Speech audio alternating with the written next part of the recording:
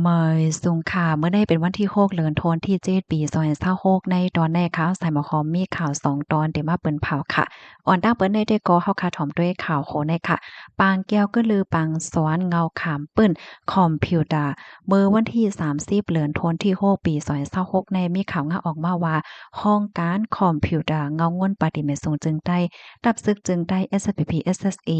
ออนโฮจัดเฮ็ดปางแก้วก็ลือปางสอนเงาขามเปิ้นคอมพิวเตอร์และปางสอนสายลม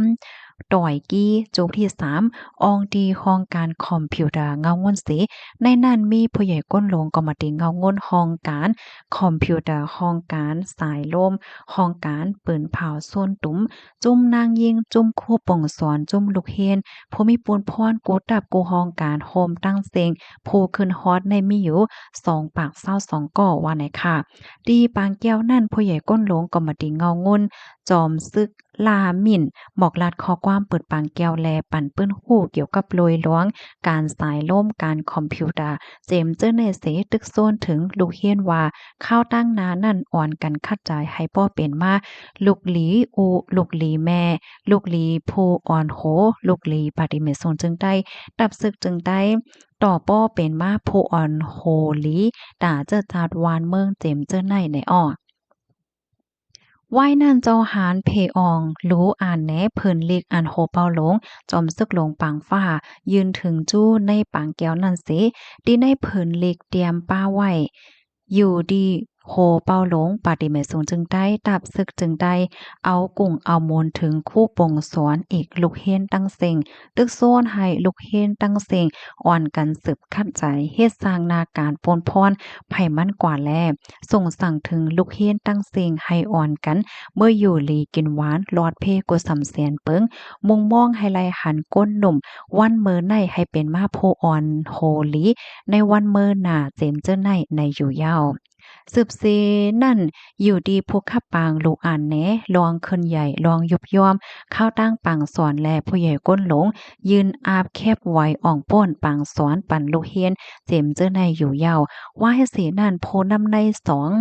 เจ้าซึกหลงใจสู้หมอกลาดคอความส่งสั่งลบหลังปางแก้วสับแรงปั่นปื้นคู่เกี่ยวเลยลองลายใจดื้อสายลมลายใจดื้อคอมพิวเตอร์ลองทิ้งซิมข้อมูลและยุกยองเอากลุ่มมวลถึงลูกเฮียนตั้งโคปงสอนตั้งเซงสีถึงมาเข้าย่ามกลางไหน8โมงปลาย55นาทีนั่นอยู่ดีพวกขับปางปืนเผาปางแก้วอ่องมันเยาตัวกวาดหลีงามอยู่เย้า ไหว้ปางแก้วออกมานเย้าโตกว่าเย้าถึงมาข้าวยามโหคำ6โมงนั่นสืบมีปางกินข้าวสุมหลีโฮมหมู่กันตีโค้งคอหลงหวานให้แลตีในนั้นแกมโหเปา3จอมซึกสือเปิ่งฟ้าหมอกลาดคอกว้ามเปิดผุยปางกินข้าวสุมหลีเสตีในปางกินข้าวสุมหลีนั่นจุ่มลูกเฮียนเอาตั้งกายอย่างแงฟิงทุ่ง อีกป้าเพลงความเจอในโมนใจปานกว่าอยู่ยาวข้อมูลตอนในคาเลยเปิงอิงเอามาดีของการข่าว SPP Info ต่างไว้ค่ะลูกดีข่าวเงาโหในสิกำในเฮาคามาถ่อมด้วยข่าวเงาเที่ยงตอนหนึ่งพี่สภาวะค่ะล่มเลี่ยงลงไม้ซักในหรือเสพัดเข้าที่เมืองแขยาวเข้าป้าเมืองเวียดนามติวเวียดนามก็ย่านนำเหมือนกันนะคะอ๋อเมื่อวันที่5เดือนธันวาคมที่7ปี2026เนี่ยมีข่าวเงาออกมาว่า ล่มเลี่ยงหลงลุกที่หนึ่งค่ะพัดเข้าเมืองเวียดนามเสียวก็เฮ็ดให้มีหลวงลูกใหญ่ซุ่มหลงได้ค่ะเหมือนจังหนังเคินในหมวก30หลังค่ะไหลลู่ไหลก๋วยกว่าย้อนก็เปว่าล่มเลี่ยงหลงในพัดเข้าถึงตีหลัง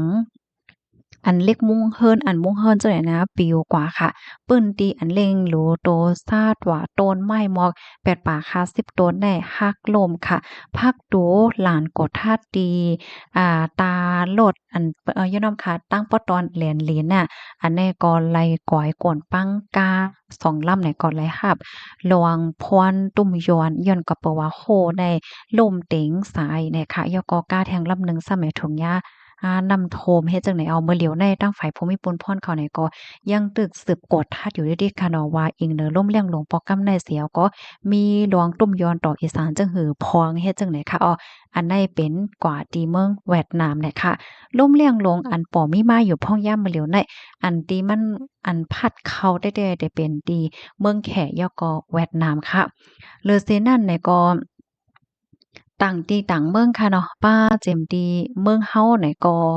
และฮับพรตุ่มยอนอยู่เหมือนกันนั่นน่ะเนาะฝนตกแค่ไหนตีพี่น้องเฮาค่ะอยู่จังฝนตกค่ะกำในเฮาค่ะมาถ่อมด้วยขันค่ำและขันแลกเงินตอนตาในวันในอีกหนึ่งค่ะเนาะมาถ่อมด้วยขันค่ำตีในเมืองไทยอ่อนตั้งค่ะคำแตงเพราะว่าเฮาค้ามีเสียกว่าขาย1วันได้เด็กค่ะและอยู่65,000เฮง3ปากคา10เพราะว่าก็ซื้อซ้ำแต่ละปันอยู่65,000เฮง5ปากคา10คำหางเคิงเพราะว่าเฮาค้ามีเสียกว่าขาย1วันได้เด็กค่ะและอยู่64,000เฮง35เพราะว่ากว่าซื้อซ้ำแต่ละปันอยู่66,000เฮง3ปากคา10ค่ะ$1อเมริกันเตแลกแลงเงินไทย32.18นะคะคันค่ำลมฟ้าซ้ำใน4เฮง1บาท75ดอลลาร์ต่อออนไหนค่ะกำไรเฮาคามาถ่อมด้วยขันค่ำตีในเมืองใต้เมืองคมตุ่มเนาะค่ำเสี้ยนปานเก่าค่ะค่ำแตงเพราะว่าเฮาคามีเสียกว่าขาย1ย้ำได้แต่ขายเลยอยู่9,660,000เพราะว่ากว่าซื้อซ้ำได้เลยปันอยู่9,760,000ค่ะค่ำหางเคิงเพราะว่าเฮาคามีเสียกว่าขาย1ย้ำได้แต่ขายเลยอยู่9,80,000เพราะว่ากว่าซื้อซ้ำได้เลยปันอยู่9,180,000ค่ะคำเสี้ยนปานใหม่คำแตงเพราะว่าเฮาคามีเสียกว่าขาย1แก้มได้แต่ขายเลยอยู่9,500,000เพราะว่ากว่าซื้อซ้ำติเลยปันอยู่9,600,000กำไรมาโดยคำหางเคิงค่ะเพราะว่าเฮาค่ะมีสีกว่าขาย1แก๊บในเดขายเลยอยู่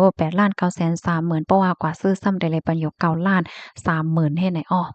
มาด้วยคันแลกเงินอินค่ะเนาะเพราะว่าเฮาค่ะมีเงินไทยเสแลกเงินมา100,000ในเดเลยปันอยู่7บาท70เพราะว่ามีเงินมาเสกว่าแลกเงินไทย100,000ในซ้ำเดแลกเลยอยู่7บาท50ค่ะเนาะเข้ามาด้วยขันแลกเงินนอกเมืองค่ะ$1อเมริกันแลกไล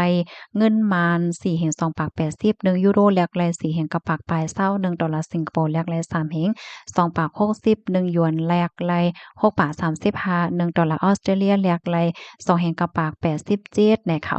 เพราะว่าเอาเงินมานแลกเงินนอกเมืองค่ะเนาะ$1ในเดแลปันอยู่4เฮง3ปาก80 1ยูโรแลปันอยู่5เฮงปลาย50$1สิงคโปร์แลปันอยู่3เฮง3ปาก60 1หยวนแลปันอยู่6ปาก52ค่ะ$1ออสเตรเลียแลปันอยู่3เฮงปลาย65ว่าจังไหนอันนี้ก็เป็นขันค่ำและขันแลกเงินในวันเหมือนในค่ะยินจมพี่น้องค่ะกูก็ดีรับถอมปันแห้งค่ะเนาะรับถอมยอกให้ปันตั้งหันถึงและเพิ่มเติมข้อมูลจังหือในก็ยินหลีคมจมรับดอนค่ะหมอยสูงค่ะ